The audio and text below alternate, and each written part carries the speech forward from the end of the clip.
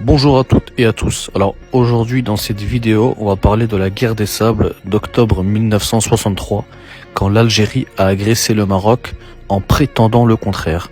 Donc dans cette vidéo, je vais vous apporter les documents des archives qui ont été déclassifiés par les services de renseignement français et américains.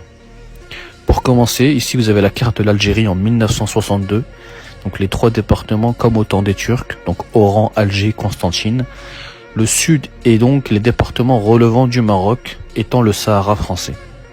Ici, vous avez une carte du Maroc de 1951, ayant comme frontière la ligne trinquée de 1938. Cette carte englobait jusqu'en 1956 les localités de Al-Ashar, Merkala, Hassi Mounir et Hassi Beida, où s'est déroulée la guerre des sables.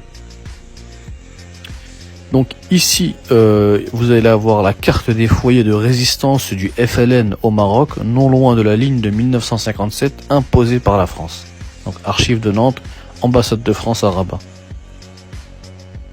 Ici, vous avez donc une archive qui a été déclassifiée qui parle des attaques de l'armée algérienne qui ont commencé en 1962, donc bien avant le déclenchement de la guerre des sables en 63.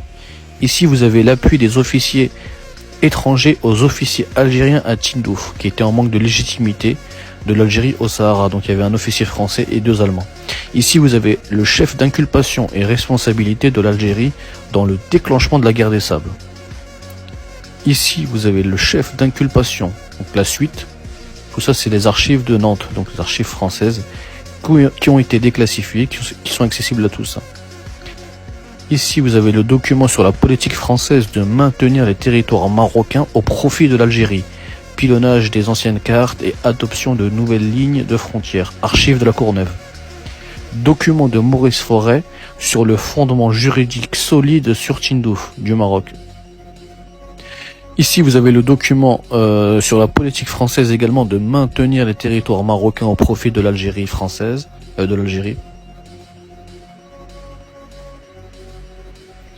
archives de la Courneuve.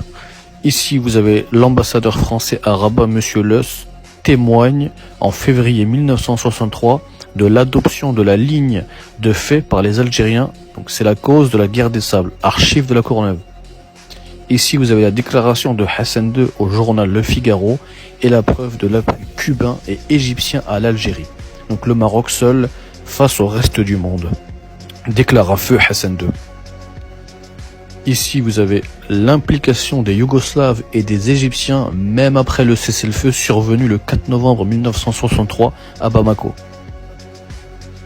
Ici, vous avez le document de la CIA qui a été déclassifié, qui parle également du conflit à la frontière algéro-marocaine, donc la portion sud-saharienne à la frontière marocaine, de Figuig jusqu'au Sahara, donc qui dit que n'a jamais été délimité pendant l'administration française au Maroc.